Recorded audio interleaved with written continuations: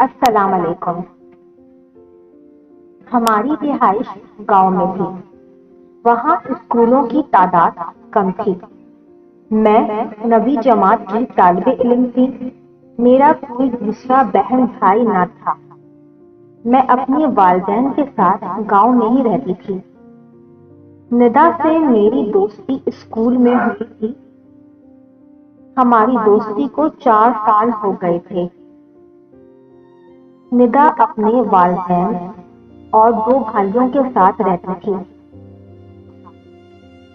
اور ہمارا گھر ندا کے گھر سے قریب ہی تھا۔ میں اکثر ندا کے گھر چلی جاتی اور ندا میرے گھر آ جاتی۔ ہم ساتھ میں ہی پڑھائی بھی کرتے تھے۔ نہ تھی اور میرا بھی کوئی بھائی بہن نہ تھا۔ میری اماں اس بات سے بہت خوش تھیں کہ میری بیٹی اکیلی نہیں ہے۔ ندا اس کی بہت اچھی دوست ہے۔ وقت گزرتا گیا، ہم بڑے ہو گئے۔ ندا اور میری دوستی اور بھی گہری ہو گئی۔ ایک روز میرے لیے رشتہ آیا۔ لڑکا زیادہ پڑھا لکھا نہ تھا، لیکن لوگ کافی امیر تھے۔ ان دنوں اماں ابا میرے رشتے کے لیے فکر مند ہی تھے۔ میں نے زیادہ پڑھنا چاہتی تھی، لیکن گاؤں میں رہنے کی وجہ سے میں زیادہ تعلیم حاصل نہیں کر سکی۔ بس میٹرک تک ہی تعلیم حاصل کی تھی۔ میرے والد صاحب نے بنا کسی پوچھ تاچھ کے میرا رشتہ طے کر دیا۔ کہنے لگے، یہ اچھے لوگ ہیں، بہت محبت سے تمہارا رشتہ لائے ہیں، تم یہاں خوش رہو گی۔ میں دل سے تو اس رشتے کے لیے راضی نہیں تھی، لیکن اپنے اماں ابا کی رضا میں ہاں کر دی۔ ندا کو جب میرے رشتے کا پتہ چلا تو وہ بہت خوش ہوئی۔ کچھ ہی دنوں میں ہماری منگنی ہو گئی اور 7 ماہ بعد شادی کی تاریخ رکھی گئی۔ اماں ابا تو منگنی کے بعد میری شادی کی تیاریاں شروع کرنے میں مصروف ہو گئے۔ کہنے لگے، تم اکیلی ہو، ساتھ کوئی بہن بھائی نہیں، تیاریاں کرنے میں وقت لگتا ہے۔ ان کی بہت ارمان تھے کہ میری شادی اچھے سے ہو، کیونکہ میں ان کی اکلوتی بیٹی تھی۔ والد صاحب نے میری شادی کے اخراجات کے لیے زمین دی تھی کہ جب میں بڑی ہو جاؤں گی تو کام آئے گی۔ کچھ ہی دنوں میں زمین کی قیمت اچھی لگ گئی اور والد صاحب نے زمین کو فروخت کر دیا۔ اماں، ندا اور میں شاپنگ کرنے گئے۔ مجھے کپڑے سلیکٹ کرنے میں بہت وقت لگتا تھا۔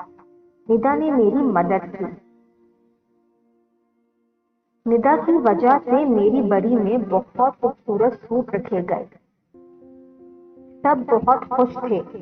آخر وہ دن بھی آ گیا جب لڑکی اپنے والدین کے گھر سے رخصت ہو کر اپنے نئے گھر چلی جاتی ہے۔ شادی کے روز ہر چیز مکمل تھی۔ میں دلہن بن گئی تھی۔ اماں مجھے دیکھ رونے لگی۔ کہا، پل بھر میں میری بیٹی پرائی ہو جائے گی۔ والد نے دلاسا دیا کہ ہر بیٹی ایک دن اپنے گھر چلی جاتی ہے، یہی دنیا کی ریت ہے۔ کچھ ہی دیر میں ندا اپنی اماں ابا اور بھائیوں کے ساتھ آ پہنچی۔ مجھے دیکھ کر ندا کی اماں کہنے لگی، ماشاءاللہ، آج ہر بیٹی بہت پیاری لگ رہی ہے۔ سب مہمان آ چکے تھے۔ وقت زیادہ ہو چکا تھا، لیکن ابھی تک حارث اور ان کے گھر والے نہیں آئے تھے۔ 2 گھنٹے مزید بیت گئے تو والدین میرے بہت فکر مند ہو رہے تھے۔ ندا نے مجھے دلاسا دیا، سحر تو فکر مت کرو، سب ٹھیک ہو جائے گا۔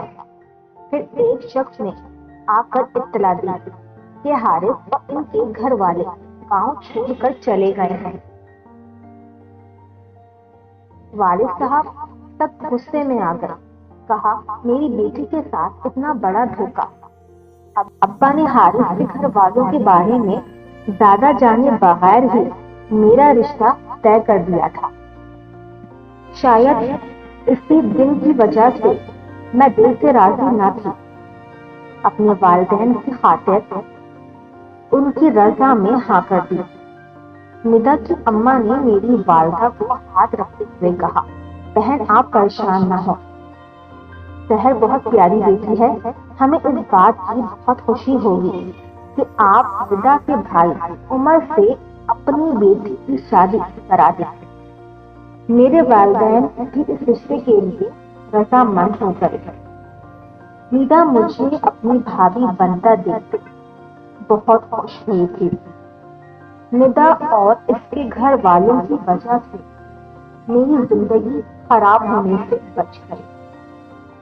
ندا نے اپنے سچی دوست ہونے کا حق نبھا دیا۔ سچ کہتے ہیں کہ ایک سچا دوست ہی دوسرے دوست کے کام آتا ہے۔ ہماری دوستی پر ایک شعر، سچا دوست وہی ہے کہ جب دیکھو تو آئینہ لگے اور جب ساتھ چلے تو سایہ لگے، کیونکہ آئینہ کبھی جھوٹ نہیں بولتا اور سایہ کبھی ساتھ نہیں چھوڑتا۔